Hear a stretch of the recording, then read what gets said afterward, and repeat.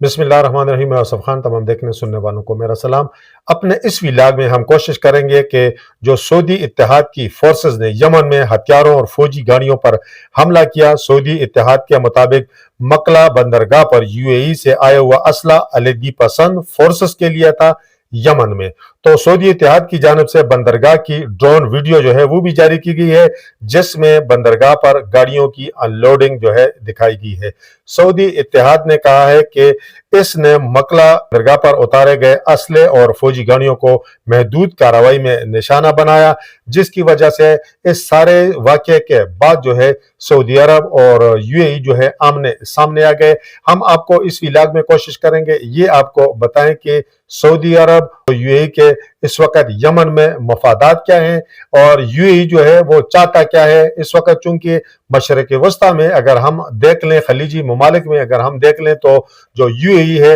वो कुछ अरसे से खासा मुतहर्रिक हुआ है। तो उसके पीछे कौन है, उसके पीछे कहानी क्या है और यूएई ये सब कुछ किस लिए कर रहा है, और सऊदी अरब के साथ उसके इख्तलाफात यमन के मामले पर जो है वो किस वक्त पैदा हुए हैं और इस वाक़े की बाद की सूरत हाल क्या है, सारी तफसीलात आपके साथ शेयर करेंगे। लेकिन सबसे पहले हमारे उन तमाम दोस्तों से गुजारिश होगी कि जिन्होंने अब तक हमारे चैनल सब्सक्राइब नहीं किया, कि हमारे इस चैनल को सब्सक्राइब भी करें, बेल आइकन का बटन भी दबाएं और इस वीडियो के हवाले से कमेंट्स बॉक्स में अपनी राय का जरूर इजहार करें। तो ये तो मैंने आपको बता दिया कि सऊदी इत्तेहाद की जानिब से जो मकला बंदरगाह है वहां वीडियो जारी की गई है, जिसमें बंदरगाह पर गाड़ियों की अनलोडिंग दिखाई गई है। ये जो है ये यमन की बंदरगाह है और सऊदी इत्तेहाद ने इस मकला बंदरगाह पर उतारे गए असले और फौजी गाड़ियों को एक महदूद कार्रवाई में निशाना बनाया है। यह कार्रवाई उस वक्त की गई जब दो बेरी जहाज बगैर इजाजत बंदरगाह में दाखिल हुए। मशरकी यमन में सदरन ट्रांजिशनल काउंसिल के लिए असला और अस्करी सामान जो है वो उतारा गया।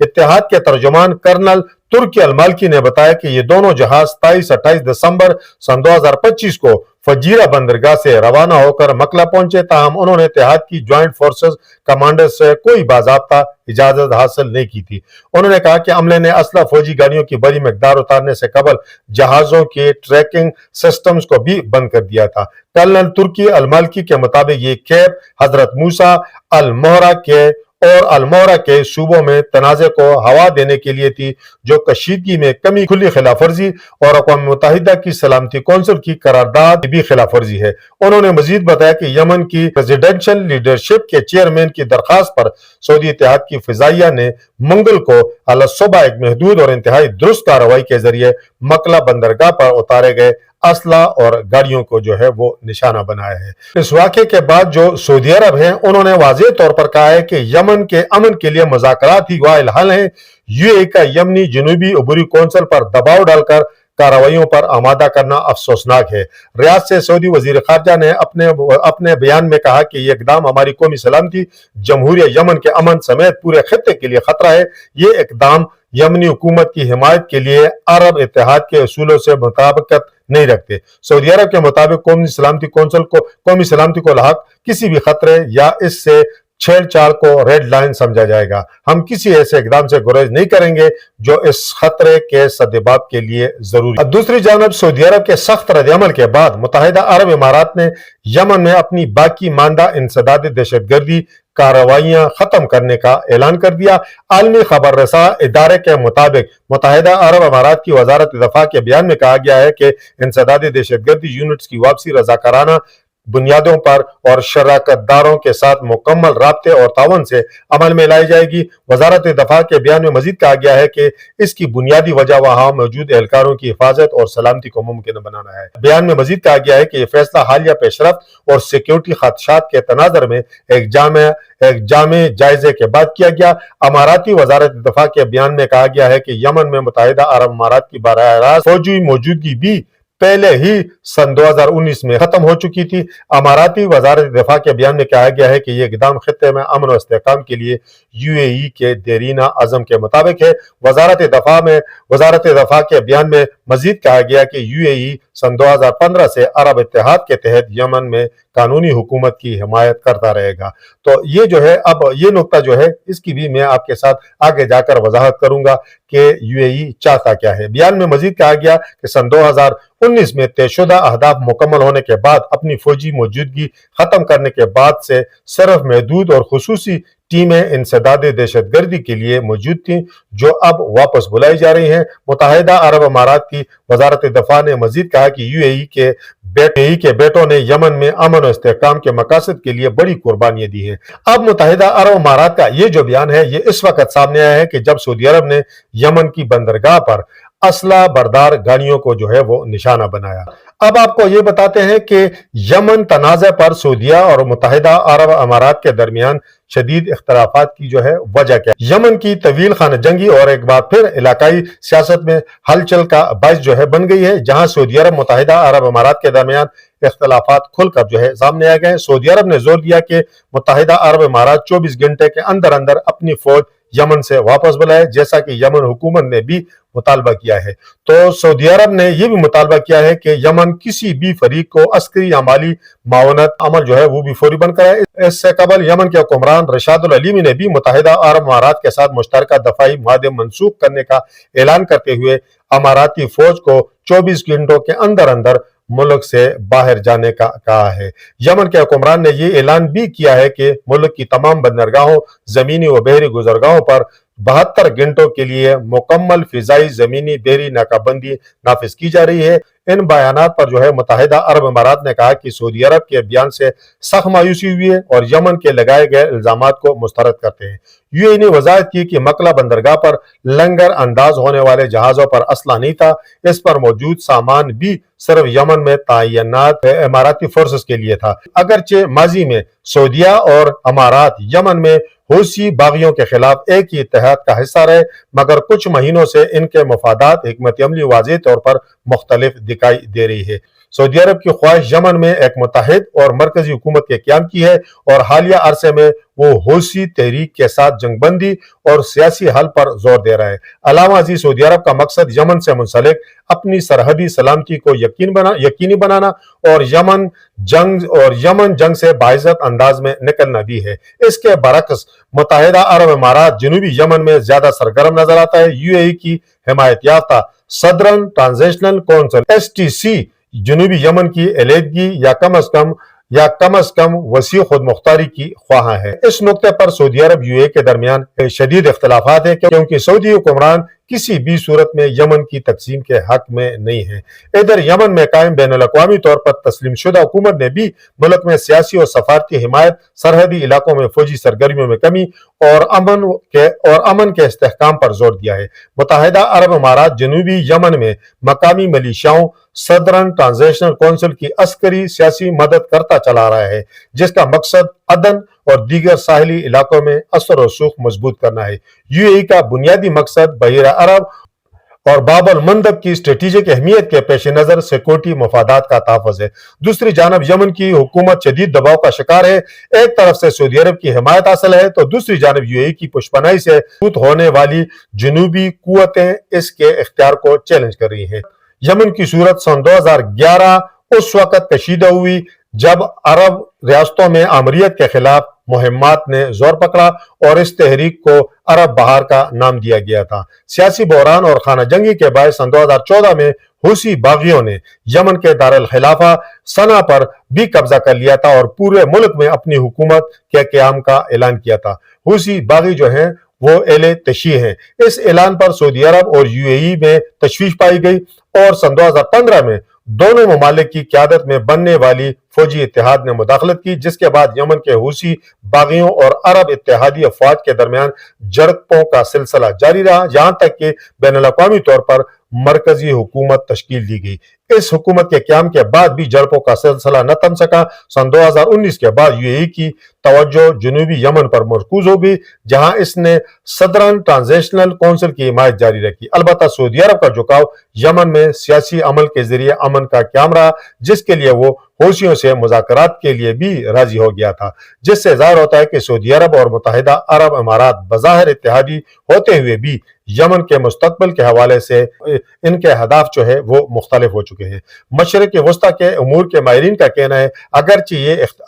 یہ اختلافات برقرار رہے تو یمن کا بحران مزید پیچیدہ ہو سکتا ہے، جس سے خطے میں نئی سفارتی عسکری صف بندیاں جو ہے وہ جنم لے سکتی ہیں۔ اب جو یو اے ای ہے اس نے تو یمن میں اپنا انسدادی دہشت گردی یونٹس کا مشن میں نے آپ کو پہلے بتا دیا کہ رضاکارانہ طور پر جو ہے وہ ختم کرنے کا بھی اعلان کر دیا ہے، لیکن آپ کو یہ بتاتے ہیں کہ یو اے ای اتنا سرگرم کیوں ہے، اتنا اچھل کیوں رہا ہے، تو اس کے پیچھے بھی ایک کہانی ہے۔ یو اے ای وہ ملک ہے جس نے سن 2020 میں جو ہے ابراہیم ایکارڈ کے تحت جو ہے اسرائیل کو تسلیم کیا، اور تسلیم اس طرح کیا کہ اسرائیل کی مداخلت جو ہے یو اے ای میں خاصی بڑھ گئی۔ اب جو یو اے ای ہے وہ چاہتا ہے کہ مشرق وسطیٰ میں یا خلیجی ممالک میں وہ اپنا اثر رسوخ بڑھائے۔ کوشش کی یہ ہے کہ سعودی عرب کے ساتھ بھی اپنی سینگ اڑائے، لیکن کچھ عرصہ قبل ہی پاکستان سعودی عرب کے درمیان دفاعی معاہدہ ہو چکا ہے، اور اس دفاعی معاہدے کی ایک شق جو ہے، ایک جو مضبوط شق ہے وہ یہ ہے کہ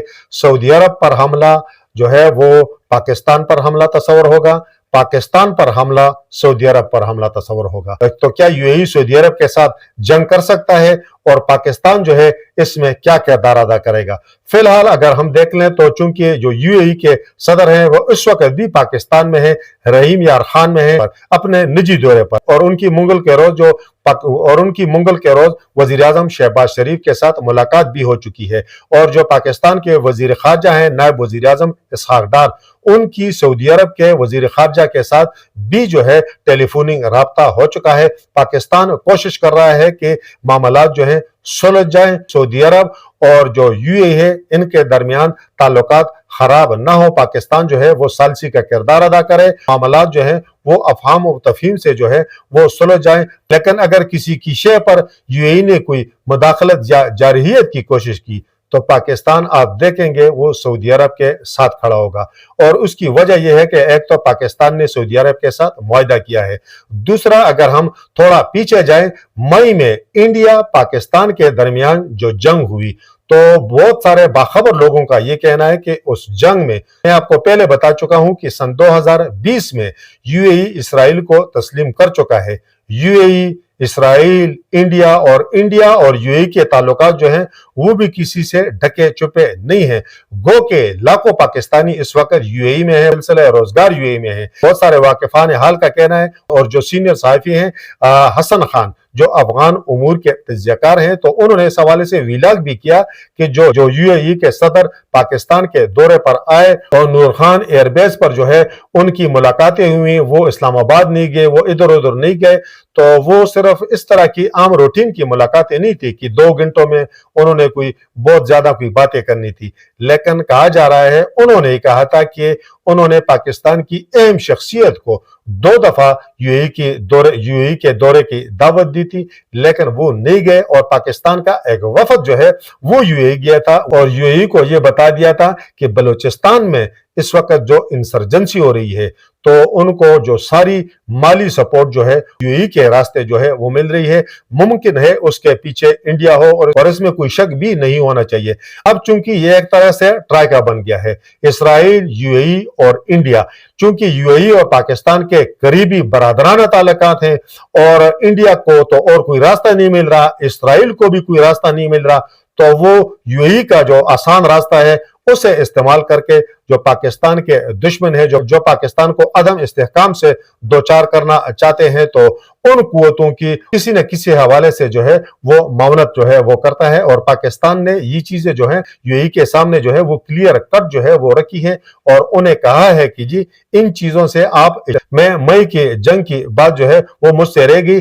جب انڈیا پاکستان کے درمیان جنگ ہوئی تو بہت سارے باخبر لوگوں کا یہ کہنا ہے کہ اس جنگ میں باقی اسلامی دنیا، باقی باقی اسلامی ممالک وہ اگر پاکستان کی حامی نہیں تھے تو انہوں نے مخالفت بھی نہیں کی، لیکن یو اے ای اور قطر جو تھے انہوں نے اپنا وزن جو ہے وہ ڈالا تھا انڈیا کے پلڑے میں کہ پاکستان جو ہے انڈیا اتنا بڑا ملک اور اتنا اس کا بڑا دفاع اور اتنی اس کی بڑی معیشت اور اتنی اس کی بڑی فوج، تو پاکستان جو ہے وہ ان کے لیے وہ سمجھ رہے تھے کہ بس ترنے والا ثابت ہوگا۔ لیکن ساری چیزیں چونکہ الٹ ہو گئی اور سب جو ہے وہ دنگ رہ گئے، امریکہ دنگ رہ گیا، اسرائیل دنگ رہ گیا، اور جو پاکستان کے اور جو دشمن تھے بلکہ ساری دنیا، عام جو دنیا تھی وہ ساری حیران و پریشان رہ گئی کہ انڈیا کے جہاز بھی گرائے، انڈیا کو شکست بھی ہوئی، اور پاکستان جو ہے اب مسلسل جو ہے وہ انڈیا کو للکار رہا ہے کہ آئندہ کوئی اس طرح کی حرکت کی تو انجام اس سے بھی برا ہوگا، اور مودی جو ہے وہ بالکل دفاع پہ چلا گیا ہے۔ تو اس وجہ سے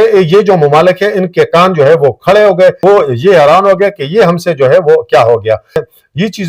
چیزیں جو ہیں یہ پاکستان نے یو اے ای کے سامنے جو ہے وہ رکھی ہیں، اور پاکستان کا اس وقت مشرق وسطی میں بھی اثر و رسوخ جو ہے وہ بڑھ رہا ہے، اور سعودی عرب کے ساتھ پاکستان کا دفاعی معاہدہ جو پچھلے مہینے ہو چکا ہے یہ کوئی معمولی بات نہیں ہے۔ اور ایسے حالات میں کہ اگر یو اے ای جو ہے وہ سعودی عرب کے ساتھ پنگے لے گا، پہلے تو یہ ممکن نہیں، لیکن اگر اس طرح کی انہوں نے کوئی غلطی کی پھر پاکستان جو ہے اس نے اپنے معاہدے کی پاسداری کرنی ہے، اور پھر جو بھی نتائج نکلے گئے وہ دنیا دیکھے گی۔ لیکن ایک چیز تو ہے کہ امریکہ بادر بھی نہیں چاہے گا کہ مشرق وسطی میں جو ہے وہ نیا تنازع جو ہے وہ کھڑا ہو جائے۔ میرا خیال ہے کہ ایسے حالات سے پہلے ہی معاملات جو ہیں وہ سلجھ جائیں گے، اور یو اے ای جو ہے وہ اس طرح کی کوئی غلطی نہیں کرے گا کہ بعد میں انہیں جو ہے اس کا سنگین جو ہے وہ خمیازہ بھگتنا پڑے۔ اس وقت تک کے لیے اتنا ہی۔ اللہ حافظ۔